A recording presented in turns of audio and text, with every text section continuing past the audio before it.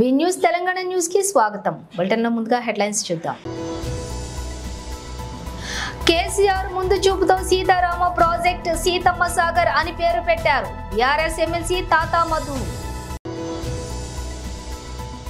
రాష్ట్ర ఇన్ఛార్జీలు రాష్ట్ర అధ్యక్షులతో సహా కాంగ్రెస్ పార్టీ అగ్రనేతల సమావేశాన్ని ఏర్పాటు.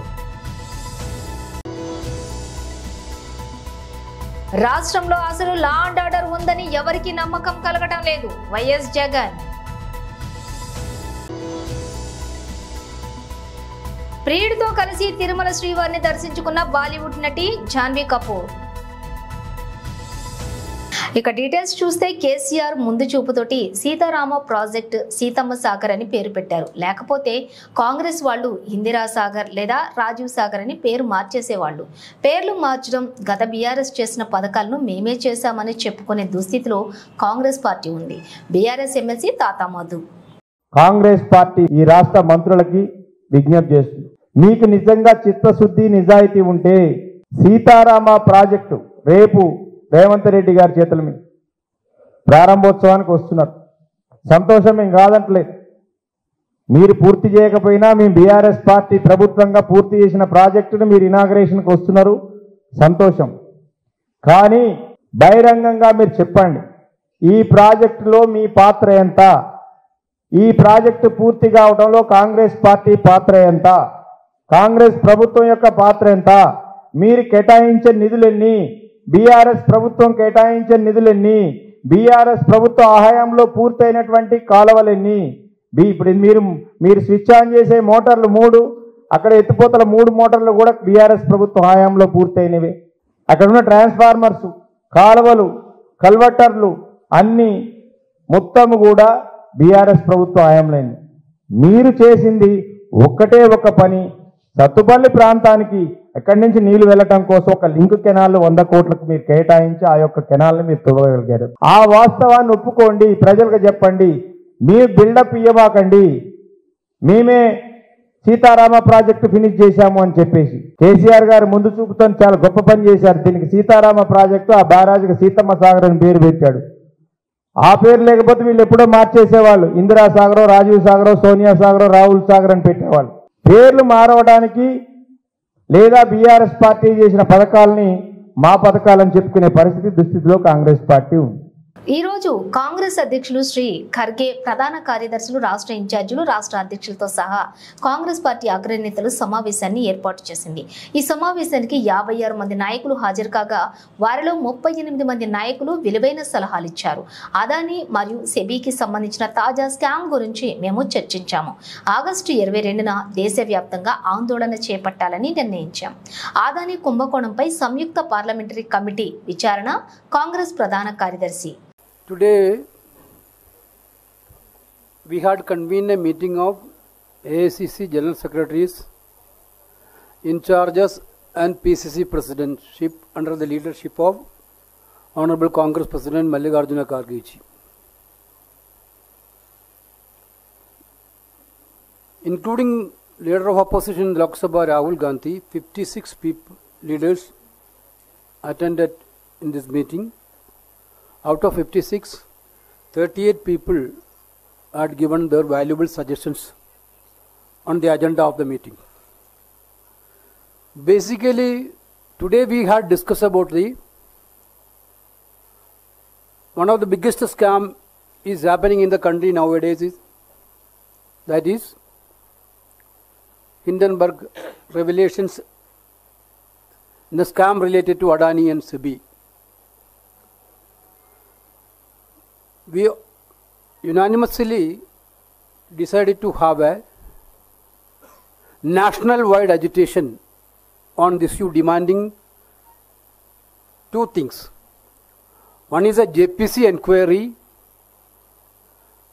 on Adani Mecca scam, in which the Prime Minister is fully involved and in which the financial market regulation has now been found to have been severely compromised. Honorable Congress President and Rahul Gandhi ji already put forward their view very strongly. Today, the meeting of the General Secretaries and in charges and PCC President unanimously supported that view, and we have adopted that there will be a massive national level agitation on 22nd of August throughout the country. In state headquarters, we will gherav the Enforcement Directorate office. Thousands of Congress workers will gherav the ED office in each state capital on 22nd, demanding these two issues. One is SEBI chairman has to be removed from that position. The person who have no credibility at all cannot continue as a SEBI chairperson. Number two, there should be a JPC inquiry on this mega scam.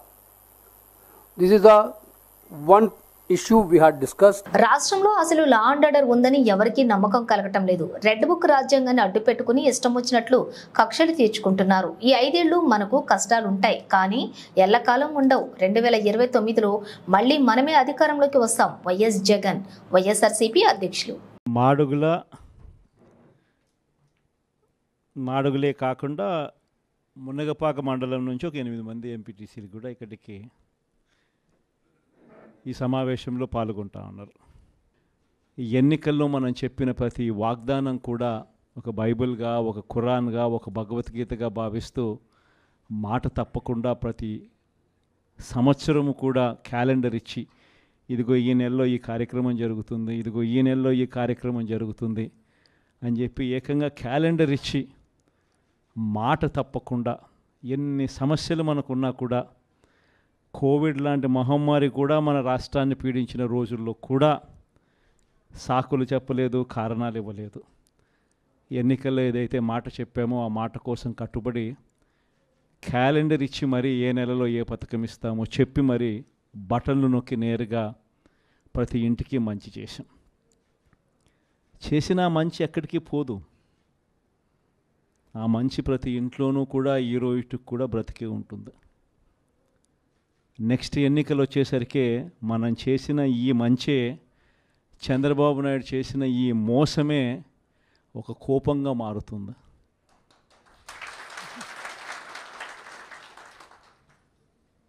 ఎందుకనంటే చంద్రబాబు నాయుడు గారి campaign కూడా మనం చూసాం. జగన్ ఏమో పలావ్ ఇచ్చాడు, బాగానే చూసుకున్నాడు, కానీ చంద్రబాబు నాయుడు బిర్యానీ పెడతానన్నాడు. తీరా చూసేసరికి పలావు పోయింది, బిర్యానీ పోయింది, పస్తు పండుకోవాల్సిన పరిస్థితిలో ఈ పొద్దు మేము ఉన్నాము అని చెప్పి ప్రజలందరూ కూడా అనుకుంటా ఉన్న పరిస్థితిలో ఈరోజు రాష్ట్రాన్ని చూస్తూ ఉన్నాం. ఈరోజు వైఎస్ఆర్ కాంగ్రెస్ పార్టీయే, మన పార్టీయే అధికారంలో ఉంటే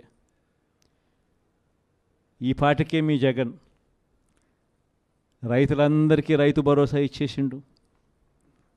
ఈ పాటికే రైతు భరోసా సొమ్ముతో వ్యవసాయంలో రైతులందరూ కూడా చక్కగా వ్యవసాయం చేసుకుంటూ కనిపించుండేవారు.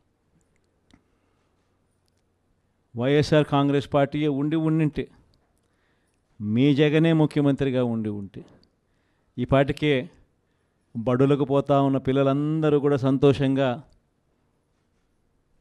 బడులకు పోతూ ఉందరు. వాళ్ళ అమ్మలందరికీ కూడా ఈ పాటికి అమ్మఒడి పథకం కూడా ఈ పాటికి అంది వాళ్ళందరూ కూడా సంతోషంగా ఉండుండేవాళ్ళు.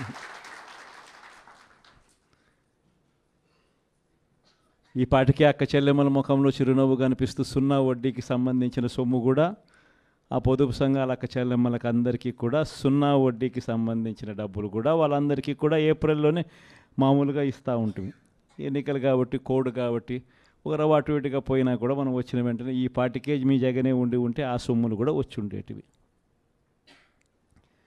మీ జగనే ముఖ్యమంత్రిగా ఉండింటే, వైఎస్ఆర్ కాంగ్రెస్ పార్టీ మన పార్టీ అధికారంలో ఉండుంటే ఈ పార్టీకే విద్యా దీవెన కింద ప్రతి పిల్లాడికి కూడా వాళ్ళు కట్టాల్సిన ఫీజులు ప్రతి త్రైమాసికం 3 నెలలకు ఒకసారి వాళ్ళకు సంబంధించిన ఫీజులు మళ్ళీ 3 నెలల లోపల 3 నెలలు అయిపోయిన వెంటనే ప్రతి త్రైమాసికం వచ్చే ఫీజులు విద్యా దీవెన కింద వాళ్ళ ఖాతాల్లోకి పడుండేటివి. వసతి దీవెన డబ్బులు కూడా పడుండేటివి. మత్స్యకార భరోసా కూడా పడుండేటిది. వాహన మిత్ర కూడా పడుండేది. చేనేతలకు నేతన్న నేస్తం కూడా ఈ పార్టీకే పడి ఉండేది.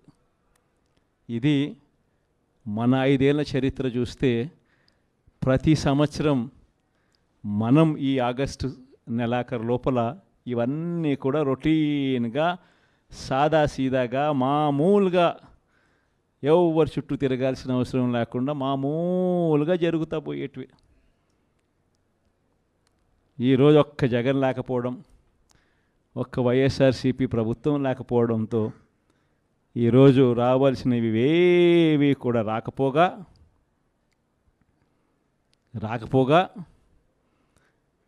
ఇంటికే వచ్చి తలుపు తట్టి చిక్కటి చిరునవ్వుతో ఇచ్చే పరిస్థితులు కూడా పోయింది. బియ్యం అయితేనేమి, పెన్షన్లు అయితేనేమి, అయితేనేమి వీళ్ళంతా కూడా ఇప్పుడు జన్మభూమి కమిటీల చుట్టూ లేకపోతే తెలుగుదేశం పార్టీ నాయకుల చుట్టూ వాళ్ళ ఇళ్ళ చుట్టూ తిరగాల్సిన పరిస్థితి మళ్ళా కనిపిస్తూ ఉంది. ఇచ్చిన ప్రతి మాట కూడా మోసం చంద్రబాబు నాయుడు చేస్తూ ఉన్నది అనేది తేట తెల్లంగా తెలిసిపోయే విధంగా తన పాలన సాగుతూ ఉంది. ప్రతి అడుగులోనూ మోసమే కనిపిస్తూ ఉంది. పిల్లలకైతే మొన్నటిదాకా ఇంగ్లీష్ గవర్నమెంట్ బడులలో టోఫుల్ ఒక పీరియడ్గా బోధన జరుగుతూ ఉండేది.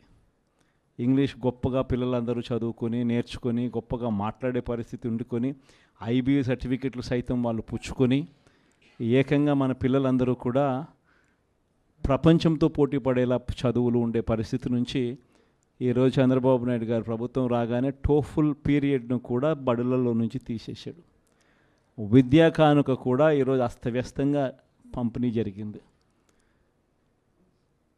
ఇంగ్లీష్ మీడియం కూడా ఎగిరిపోయే పరిస్థితులు, ఇక ట్యాబులు కూడా ఇస్తారన్న నమ్మకం కూడా లేని పరిస్థితులు. అస్తవ్యస్తంగా ఈరోజు స్కూళ్ళు కనిపిస్తూ ఉన్నాయి. మధ్యాహ్న భోజనం కూడా రోజుకొక మెనూతో గోరుముద్దు ఇచ్చే కార్యక్రమం కూడా అస్తవ్యస్తంగానే తయారైంది. ఆరోగ్యశ్రీకి సంబంధించి ఇప్పటికే 1600 కోట్ల రూపాయలు బకాయిలు, జనవరి నుంచి బకాయిలు. మామూలుగా జనవరిలో ఏదైనా బిల్స్ జనరేట్ అయితే ఫిబ్రవరిలో బిల్స్ ప్రాసెస్ చేసి మార్చిలో మామూలుగా బిల్స్ ఇచ్చేస్తాం. అంతకన్నా ఎప్పుడు డిలే ఎప్పుడు ఉండదు. కానీ మార్చిలో కోడ్ వచ్చింది. కోడ్ వచ్చిన వెంటనే బిల్స్ అన్నీ పూర్తిగా ఇవ్వడం మానేసినారు. పూర్తిగా అప్పటి నుంచి ఇప్పటిదాకా రూపాయి ఇచ్చిన పాపాన పోల. ప్రతిదీ కూడా వ్యవసాయం అయితేనేమి, హెల్త్ అయితేనేమి, ఎడ్యుకేషన్ అయితేనేమి, గవర్నెన్స్ అయితేనేమి, డెలివరీ అయితేనేమి, ఇంటికే వచ్చి డెలివరీ అయితేనేమి అన్నీ కూడా అస్తవ్యస్తంగా కనిపిస్తూ ఉన్నాయి. లా అండ్ ఆర్డర్ అయితే పూర్తిగా రెడ్ బుక్ పాలన జరిగిపోతూ ఉంది. అసలు లా అండ్ ఆర్డర్ ఉందా లేదా అనేది కూడా నమ్మకం కూడా ఎవరికి కలగడంలా. ఇష్టం వచ్చినట్టుగా ఎవరికి గ్రామంలో కక్షలు ఎవరికి ఉన్నా కూడా వాళ్ళ కక్షలు తీర్చుకునే దానికోసం ఈ చంద్రబాబు నాయుడు గారి ప్రభుత్వం సపోర్ట్ చేస్తూ ఉండడం ఇవే జరుగుతూ ఉన్నాయి. ఇంతటి దారుణంగా ప్రభుత్వంలో పరిపాలన సాగుతూ ఉంది. కాబట్టి ఈ 5 ఏళ్ళు నేను ఒకటే మీ అందరికీ కూడా చెప్తా ఉన్నా. ఈ 5 ఏళ్ళు నేను కష్టాలు ఉండవు అని చెప్పను, కష్టాలు ఉంటాయి. మనం విపరీతంగా వాళ్ళు హెరాస్మెంట్ కూడా చేస్తారు, అది కూడా నేను చెప్తా ఉన్నా, ఉంటాయి, కాదని నేను అనడంలా. ఇన్ఫ్యాక్ట్ నా పరిస్థితి మీ అందరికీ కూడా తెలిసే ఉంటుంది. 16 నెలలు నన్ను జైల్లో కూడా పెట్టినారు. కష్టాలు ఉండవని నేను చెప్పను, అటువంటి కష్టాలు కూడా నేను చూసిన. కానీ ఏమైంది, కష్టాలు అనేవి ఎప్పుడు ఎల్లకాలం ఉండవు. ఒక చీకటి వచ్చిన తర్వాత వెలుతురు రావడం అన్నది దేవుడు క్రియేట్ చేసిన సృష్టిలో ఖచ్చితంగా జరగాల్సిన కార్యక్రమం. కాబట్టి కష్టాలు ఎక్కువ రోజులు ఉండవు. ఒక రాత్రి వచ్చిన తర్వాత ఒక పగలు రాక తప్పదు. ఈ 5 ఏళ్ళు కూడా కన్ను మూసుకుంటే అయిపోతుంది. ఎన్ని కష్టాలు వచ్చినా మళ్ళీ 5 ఏళ్ళకి 2029లో మళ్ళీ మనమే వస్తాం. మన ప్రభుత్వంలో మళ్ళీ మీరే మళ్ళీ ప్రజలకు సేవ చేసే గొప్ప పరిస్థితులు మళ్ళీ మీరు నేను అందరం కూడా ఉంటాం. ప్రియుడితో కలిసి తిరుమల శ్రీవారిని దర్శించుకున్న బాలీవుడ్ నటి జాన్వీ కపూర్.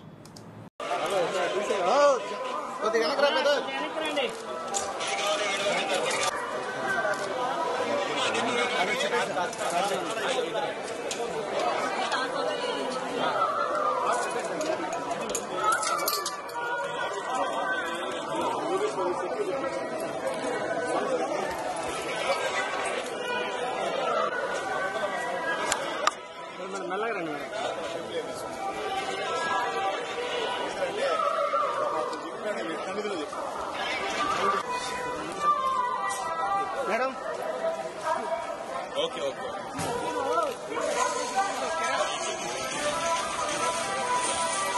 మేడం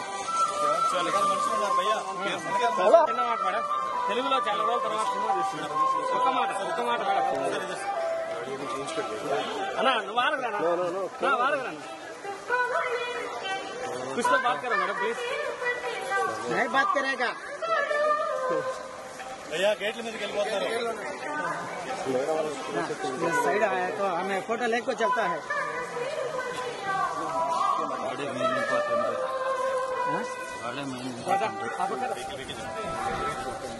अंदर ताता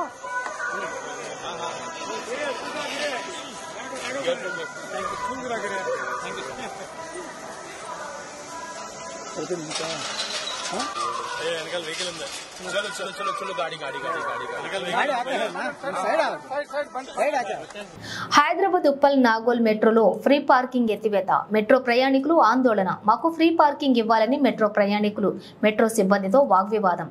అధికంగా టికెట్ రేట్స్ పెంచి ఇప్పుడు పార్కింగ్ కూడా డబ్బులు వసూలు చేయడం అన్యాయం. మాకు ఫ్రీ పార్కింగ్ ఇవ్వాలని మెట్రో ప్రయాణికులు demand.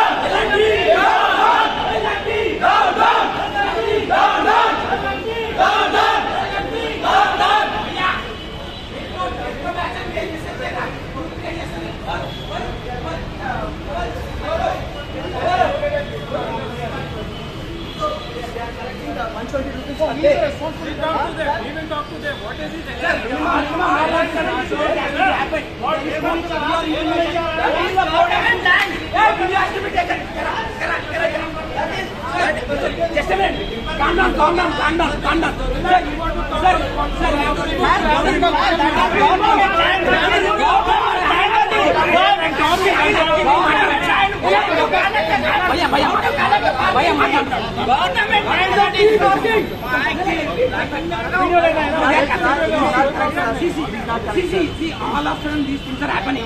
Only the board has been quick. There is no intimation in PR. And the quarter is what they are charging, which is very much too much. And the people who are traveling from such a long distance, they are not even getting this seat. To be frank, I will wait every day. I will wait 20 minutes.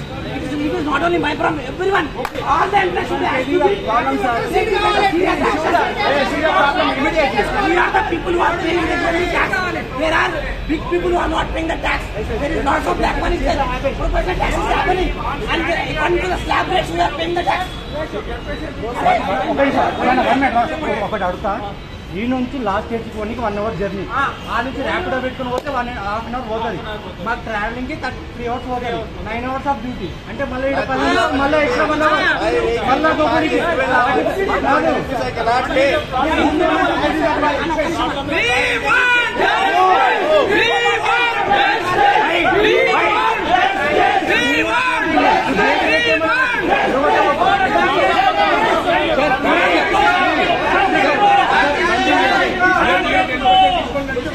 Bellampalli పట్టణంలోని శంషీద్ నగర్లో 8వ తేదీన ఆశా వర్కర్లు ASHA day meeting నిర్వహించారు.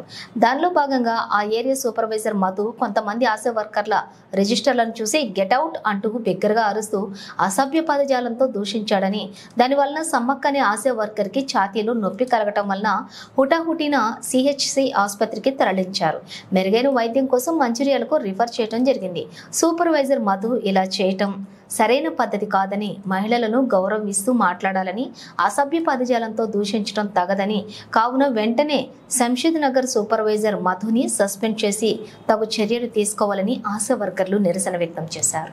Madhu sir గారు, supervisor Madhu sir గారు అక్కడ సమ్మక్కని ముందుకు పిలిచాడు. సమ్మకు జ్వరం వచ్చింది సార్, నేను నాకు ఆరోగ్యం బాగాలేదు, పాట పాడలేదు అందుకే అని చెప్పానంటే, ఎందుకమ్మా నువ్వు ఎప్పుడు ఏదో ఒకటి మాట్లాడుతావు, ఆరోగ్యం బాగాలేదు అని ఏదో ఒక సమాధానం చెప్తా ఉంటావు, ఎందుకమ్మా నీకు ఎప్పుడు బాగుండదు అని చెప్తావు, నువ్వు రా ఫస్ట్ ముందుకు అని చెప్పేసి ముందు కూర్చోబెట్టుకొని బుక్కులు చూస్తే 2 బుక్కులు ఉన్నాయి సార్, నేను బాగా తీసుకురాలేదు, 2 బుక్కులు తెచ్చాను, ఇవి చూడండి సార్, నేను ఆల్రెడీ ఫీవర్ సర్వే చేస్తున్నాను, రోజు ఏరియాలోకి వెళ్తున్నాను, ఆల్రెడీ నా దగ్గర డెంగ్యూ పాజిటివ్ వచ్చింది, ఆ పాజిటివ్ కేసు దగ్గరికి రోజు వెళ్తున్నాను, నేను రోజు ఫోటోస్ కూడా వెళ్తున్నాను, చూడండి సార్ అని చెప్పి సెల్ ఇస్తే సెల్ తీసి పక్కనే పడేసి సెల్ చేతుల నుండి లాక్కొని అలా అట్లా కాదమ్మా, నువ్వు ఎప్పుడు డ్యూటీ అయ్యావు, ఎప్పుడు బస్సులో ఉండవు నువ్వు, అసలు ఏంటి నువ్వు అని చెప్పాను. రికార్డులు ఏం లేవు, నువ్వు ఎప్పుడు ఏదో ఒకటి సమాధానం చెప్తావని చెప్పానంటే, సార్ నేను కమిషనర్ ఆఫీసులోనే రికార్డులు లేవు మాకు అని చెప్పేసి నేను అక్కడనే బల్ల గుద్ది సార్ని అడిగిన, మాకు రికార్డులు ఇస్తేనే మేము రాస్తాం సార్, మా రికార్డులతో ఎప్పటికీ ప్రాబ్లం అవుతుంది అని చెప్పి నేను సార్ని అడిగిన. మేము రికార్డులు ఇచ్చినప్పుడు రాస్తాం సార్, ఇప్పుడైతే మాకు వచ్చింది మేము రాసినాం చూడండి సార్ అని అంటే, ఏంటిదమ్మా నువ్వు రాసింది, ఎప్పుడు ఏదో ఒకటి చెప్తా ఉంటావు నీకు అని చెప్పేసి అసభ్యంగా మాట్లాడుతూ తనను ఇష్టం వచ్చినట్టు నోటికి వచ్చినట్టు తిడుతూ ఫస్ట్ బయటికి నాడు గెట్ అవుట్ గెట్ లాస్ట్ దెంగే బయటికి అని చెప్పేసి ఆమెను బయటికి ఉంచుకపోండి అని చెప్పేసి మాట్లాడి అసభ్యంగా మాట్లాడడం వల్ల తను మానసిక ఆవేదన గురి అయ్యి అప్పటికప్పుడే ఆమెకు బీపీ హై అయ్యి హార్ట్లో చెస్ట్లో పెయిన్ వచ్చి ఆమెను హాస్పిటల్కు రెఫర్ చేసి మన సిహెచ్సికి తీసుకెళ్ళడం జరిగింది. అక్కడి నుండి వెంటనే మళ్ళీ మంచిర్యాలకు రెఫర్ చేస్తే మంచిర్యాల కూడా ట్రీట్మెంట్ చేయడం జరిగింది. ఆ రోజు నైట్ 9 వరకు మంచిర్యాల హాస్పిటల్లోనే బయట టెస్టులు చేయించి మళ్ళీ హాస్పిటల్లోనే ఉన్నాము. అప్పుడు డిశ్చార్జ్ చేసిన దగ్గర తీసుకొచ్చి ఇంటి వరకు మేము చేసాము. దీనిపై కలెక్టర్ ఆఫీస్ తెల్లవారి ముట్టడి పెట్టాము. కలెక్టర్కి లెటరు రిమైండ్ వచ్చేసరికి లెటర్ ఇచ్చాము. తను ఇంకా డిప్యూటీ సార్ వచ్చారు, అది ఆ లెటర్ తీసుకున్నారు, దాని మీద ఏమి స్పందించలేదు. సరేనమ్మా మేము మాట్లాడతాం, మీరు విజిట్ చేయండి అని చెప్పారు. లేదు సార్ ఆమెకు పరిష్కారం అయ్యేంత వరకు మేము విజిట్ చేయమని చెప్పాము. అయినప్పటికీ ఆ సార్ వాళ్ళు ఎంక్వైరీకి వచ్చారంట. ఆ ఎంక్వైరీకి వస్తే ఏఎన్ఎంస్ను 2 ఆశా వాళ్ళని పిలిపించుకొని వాళ్ళతోటి అసలు మన సార్ ఏం చేశాడమ్మా ఏమన్నాడు అంటే, సార్ చాలా మంచివాడు, అసలు ఎవరి జోలికి పోలేదు, ఎవరిని ఏమన్నాడు అని చెప్పి అని మేము ఆశా వర్కర్లము అంటే శంషీర్ నగర్ యూపీఎస్ సెంటర్లో 8వ తారీఖు రోజు ఆశా డే మీటింగ్ జరిగింది. ఆ మీటింగ్కి మేము అందరం వెళ్ళడం జరిగింది. గత 3 నెలల నుంచి మధు సార్ అనే మా సూపర్వైజరు ఆడవాళ్ళ పట్ల అసభ్యంగా మాట్లాడుతున్నారు. ఏమన్నా అంటే రికార్డులు కరెక్ట్ రాయలేదు, మీరు ఏరియాలలో కరెక్ట్ వర్క్ చేయరు, మీకు అసలు ఏం చేత కాదు, అసలు మీ యూనిఫామ్ వేసుకున్నారు కానీ వేస్ట్ కాదు, మీరు ఈ యూనిఫామ్కు మీరు అర్హులే కాదు అని మాట్లాడుతున్నారు. 3 నెలల నుంచి ఇదే టార్చర్ అనుభవిస్తున్నాము. అయితే సమ్మక్క అడుగుతుంది, ఎవరి గురించి మాట్లాడినా ఎందుకు సార్ అట్లా అంటారు, ఆడవాళ్ళని కూడా చూడకుండా అట్లా మాట్లాడుతున్నారు ఎందుకు అని సమ్మక్క అడిగేసరికి, ఈమె నన్ను అడుగుతుందా, ఈమె నన్ను అడిగేంత అయిందా అని చెప్పి సమ్మక్కని టార్గెట్ చేసి, సమ్మక్క రిజిస్టర్లు చూపెట్టండి, మీ అయి చూపెట్టండి, ఇది చూపెట్టండి అని చూపెట్టినా కూడా పిఎన్సీ విజిట్లని మేము చేస్తాం. ఆ పిఎన్సీ విజిట్లలో డేట్లు వేస్తాము, మేము ఏరియాలకు వెళ్ళి డేట్లు వేస్తాము. అయితే ఒక్కొక్కసారి మాకు వీలు రాకపోతే మేము డేట్లు వేసి తెల్లారి వెళ్తాము. ఆ రిజిస్టర్ తీసుకొని గత సంవత్సరం రిజిస్టర్ కూడా చూసుకుంటూ ఈ రిజిస్టర్లో వాళ్ళకు ఫోన్లు చేసి ఈ సమ్మక్క అనేట ఆమె వచ్చిందా లేదా అని అట్లా టార్చర్ చేస్తాడు. 3 నెలల నుంచి ఇదే టార్చర్. అయినా కూడా మేము సైలెంట్గా ఉంటున్నాం. పోయిన ఈ నెలలో మమ్మల్ని అందరినీ బయటికి లంచ్కి వెళ్ళమని చెప్పి ఒక సమ్మక్క ఒక్కరినే లోపల ఉంచి ఆమెను మానసికంగా అంటే బూతులు తిట్టి ఆమె సెల్లు గుంజుకొని ఆమె రిజిస్టర్లు తీసుకొని నువ్వేం పని చేస్తావు, నీకేం పని చేత కాదు, నువ్వు అసలు వేస్ట్, ఇక్కడ నుంచి గెట్ లాస్ట్ అది ఇదని వర్రంగా మేము అందరం వెళ్ళినాం. వెళ్ళేసరికి ఏమంటున్నాడు, గెట్ లాస్ట్ ఇంగ్లీష్లో, ఇక ఇంగ్లీష్ ఆయనకి ఇంగ్లీష్ వచ్చినట్టు ఇంగ్లీష్లో మాట్లాడుకుంటూ తిట్టి దెంగయ్య అని మాత్రం అన్నాడు. అది మేము విన్నాం, మేము 30 మంది విన్నాము. అక్కడ ఉన్న 2 ఎన్ఎంస్ వినరాలేదు, 2 ఆశా వర్కర్లకు వినరాలేదు, మెడికల్ ఆఫీసర్ వారికి కూడా ఆ మాట వినరాలేదు. ఎందుకంటే ఇప్పుడు ఆయన వాళ్ళకు ముఖ్యము, మాకు కూడా మా సమ్మక్య మాకు కూడా ముఖ్యమే.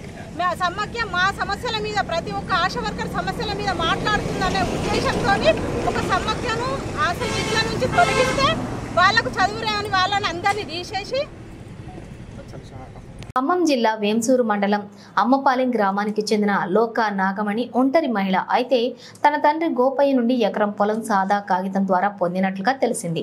కానీ ఆ భూమికి తన అన్న తమ పేరుతో పాస్బుక్ చేయించుకోవడం కంగు తిన్న నాగమణి తన పేరుతో పాస్బుక్ ఇవ్వాలని వేడుకుంటూ ఆఫీసుల చుట్టూ తిరిగి విసిగిపోవడంతో తహసీల్దార్ని కలిసి తన పేరుతో పాస్బుక్ని ఇప్పించమని వేడుకుంటూ కాళ్లు పట్టుకుని మొరపెట్టుకుంది. ఆ దృశ్యం అక్కడ వారిని కలిచివేసింది.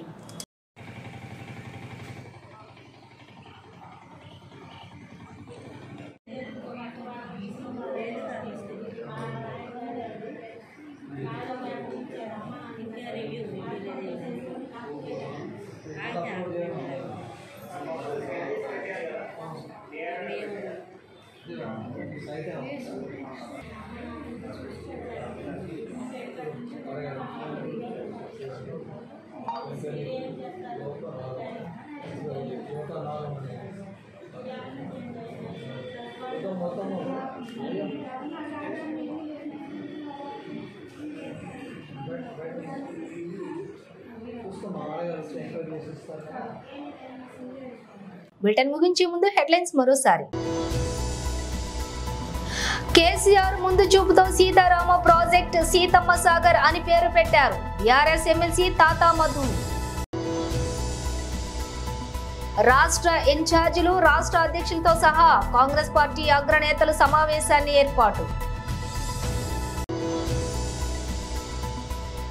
రాష్ట్రంలో అసలు లా అండ్ ఆర్డర్ ఉందని ఎవరికీ నమ్మకం కలగడం లేదు వైఎస్ జగన్. ప్రియుడితో కలిసి తిరుమల శ్రీవారిని దర్శించుకున్న బాలీవుడ్ నటి జాన్వీ కపూర్. ఇవి బులెటిన్ విశేషాలు. మరో బులెటిన్తో మళ్ళీ కలుద్దాం.